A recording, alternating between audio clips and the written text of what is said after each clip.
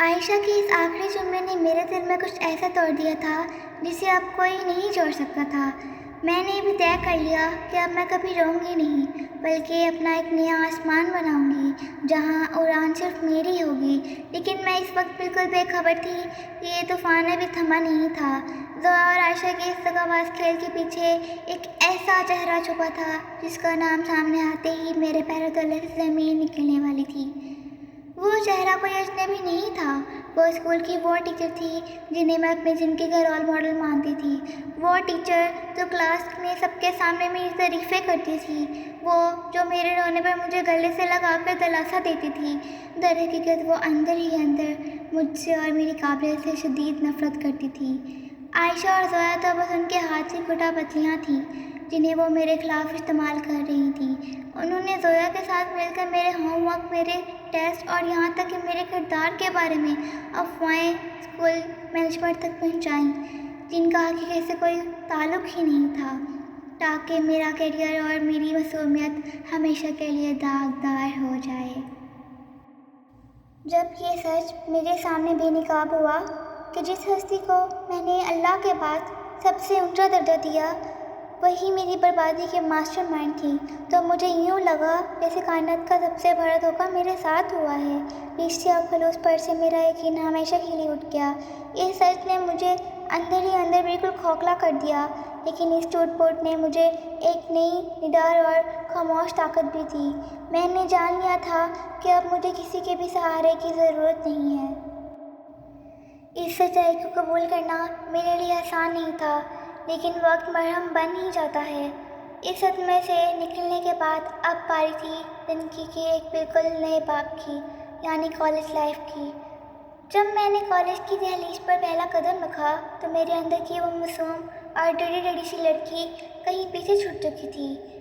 اب میری آنکھوں میں خواب تو تھے، مگر ان خوابوں کے گرد میں نے احتیاط کی ایک مضبوط دیوار کھڑی کر دی تھی۔ میں نے خود سے عہد کیا تھا کہ اب کبھی کسی کو اپنے جذبات اور اپنے سکون کے ساتھ کھیلنے کی اجازت کبھی نہیں دوں گی۔ کالج کا ماحول اسکول کی دنیا سے بالکل الگ تھا۔ یہاں ہر طرف چہل پہل تھی، رنگ برنگے چہرے تھے اور زندگی کی ایک تیز رفتار دوڑ تھی۔ جہاں دوسرے طلباء دوستیاں اور محفلوں میں مصروف رہتے، وہیں میں اکثر لائبریری کے کسی پرسکون کونے میں بیٹھ کر کتابوں میں پناہ ڈھونڈتی۔ میں سب سے مسکرا کر ملتی، سب کا احترام کرتی، لیکن اپنے دل کی باتیں اب صرف اپنے پاس ہی محفوظ رکھتی۔ کالج کے ان دنوں میں نے اپنی پوری توجہ پڑھائی پر ہی مرکوز کر دی تھی۔ میں دن رات محنت کرتی اور جلد ہی کالج کی سب سے نونہار طلبہ بن کر ابھری۔ میری اس کامیابی نے اساتذہ کی نظروں میں میرے لیے ایک خاص مقام بنا دیا تھا، لیکن ساتھ ہی کچھ دلوں میں ایک خاموش حسد کی آگ بھی سلگنے لگی تھی۔ میں اس بات سے بالکل بے خبر تھی کہ زندگی کے اگلے موڑ پر کامیابی اور حسد کا یہ تانا بانا میرے لیے ایک اور بڑا امتحان بننے والا ہے۔ کالج کا یہ نیا سفر صرف کلاس روم کی پڑھائی اور کتابوں کی صفحات تک محدود نہیں رہا تھا۔ میرے اندر ایک خاموش ضد نے جنم لے لیا تھا کہ مجھے زندگی میں کچھ بن کر دکھانا ہے، ان سب کو جواب دینا ہے جنہوں نے مجھے کمزور سمجھا تھا۔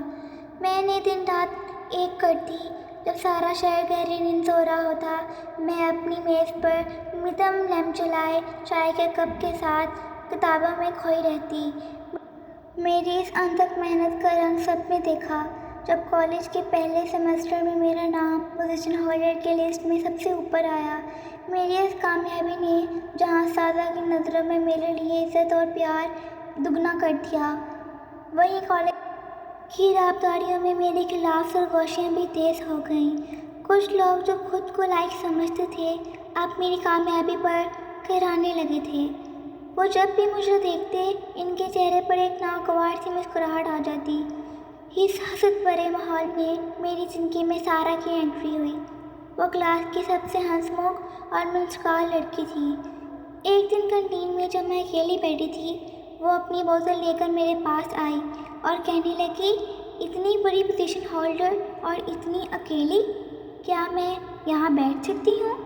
اس کی اس سادگی اور اپنائیت نے میرے دل میں جیسے جادو کر دیا۔ آہستہ آہستہ وہ روز میری روٹین کا حصہ بن گئی۔ وہ میرے ساتھ نوٹ شیئر کرتی، کلاس کے بعد ہم لائن میں بیٹھ کر گھنٹوں باتیں کرتے۔ مجھے لگا تھا کہ عائشہ کے دیے ہوئے زخموں کے بعد اب اللہ نے واقعی مجھے ایک سچی اور مخلص سہیلی سے نواز دیا ہے، جو مجھے میری خاموشی سمیت قبول کرتی ہے۔ لیکن افسوس، میں اس حقیقت سے بالکل بے خبر تھی کہ کچھ لوگ دوستی کا خوبصورت ماسک پہن کر آستین کا سانپ بنتے ہیں اور صحیح وقت کا انتظار کرتے ہیں۔ یہ وہ دور تھا جب مجھ پر ذمہ داریاں اب دگنی نہیں دگنی ہو چکی تھی۔ میں صرف کالج کی پڑھائی ہی نہیں کر رہی تھی، بلکہ اپنے خوابوں کو حقیقت کا روپ رہنے اور اپنے والدین کا سہارا بننے کے لیے میں نے ایک آفس جاب بھی جوائن کر لی تھی۔ اب میری زندگی کے شیڈول کسی جنگ سے کم نہ تھا۔ صبح سویرے آنکھ ملتے ہوئے کالج کے لیے نکلنا، وہاں دن بھر کی پڑھائی کا دباؤ جھیلنا، اور جیسے ہی بیل بجتی بنا کچھ کھائے پیے بھاگتے ہوئے آفس پہنچنا۔ شام کے سائے گہرے ہونے تک کمپیوٹر کی اسکرین کے سامنے فائلیں مینیج کرنا، اور پھر رات گئے تھکن سے چور ہو کر گھر لوٹنا۔ کبھی کبھی بس میں سفر کرتے ہوئے تھکن میں میری آنکھیں بند ہونے لگتی، لیکن جیسے ہی اپنے خوابوں کے بارے میں سوچتی میری ہمت بحال ہو جاتی۔ میں ان تینوں گھٹن دنیاؤں کو خوبصورت سے وقار سے مینیج کر رہی تھی۔ جب میں فارمل آفس ویئر پہن کر کندھے پر بیگ لٹکائے خود اعتمادی سے کالج سے نکلتی، تو پیچھے کھڑی لڑکیوں کا پورا گروپ مجھے عجیب نظروں سے گھورتا۔ میری یہی خود اعتمادی، میرے آگے بڑھنا اور میرا کسی کے سامنے نہ جھکنا اب حسد کرنے والوں کی آنکھوں میں بری طرح چبھنے لگا تھا، اور وہ کسی ایسے موقع کی تلاش میں تھے جہاں وہ میرے اس غرور کو مٹی میں ملا سکیں۔ پھر وہی ہوا جس کا مجھے ڈر تھا۔ طوفان ہمیشہ بتا کر نہیں آتا۔ ایک رات میری طبیعت اچانک اتنی خراب ہوئی کہ تیز بخار کی وجہ سے بستر سے اٹھنے کی بھی ہمت نہیں تھی۔ اگلی صبح چاہ کر بھی کالج نہ جا سکی۔ میں اپنے کمرے کے اندھیرے میں لیٹی یہی سوچ رہی تھی کہ سارا میرے نوٹس لے لے گی اور میرے لیے کلاس کی معلومات اکٹھی کر لے گی، لیکن دوسری طرف میری اس غیر موجودگی کو میری سب سے بڑی کمزوری بنا کر استعمال کیا جا رہا تھا۔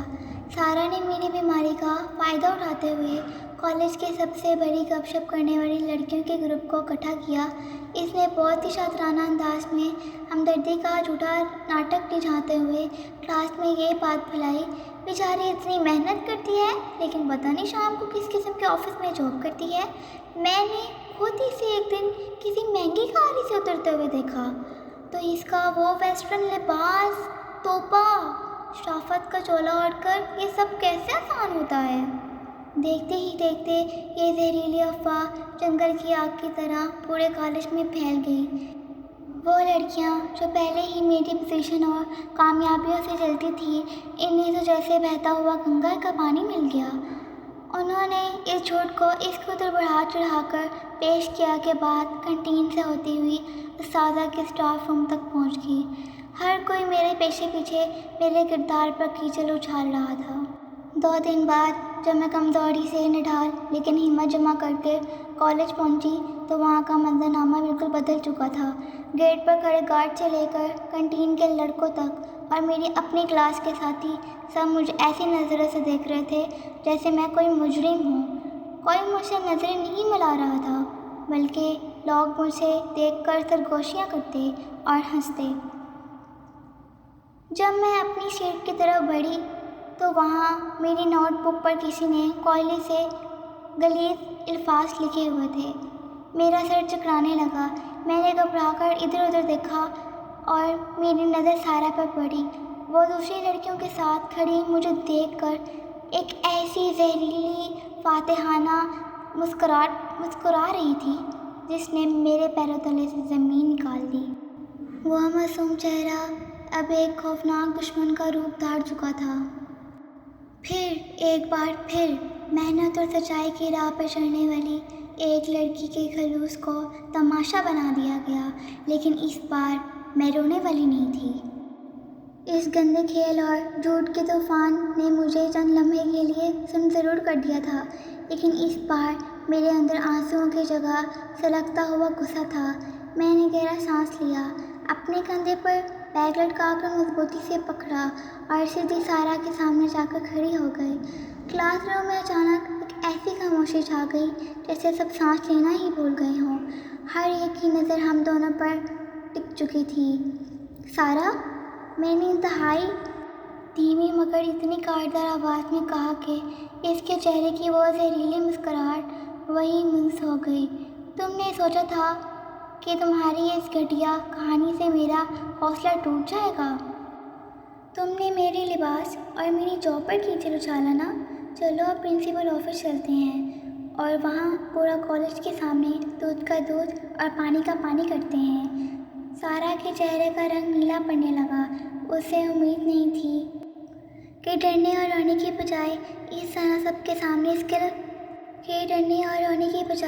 میں اس طرح اسے سب کے سامنے للکار دوں گی۔ وہ ہلکتے ہوئے پیچھے ہٹنے لگی۔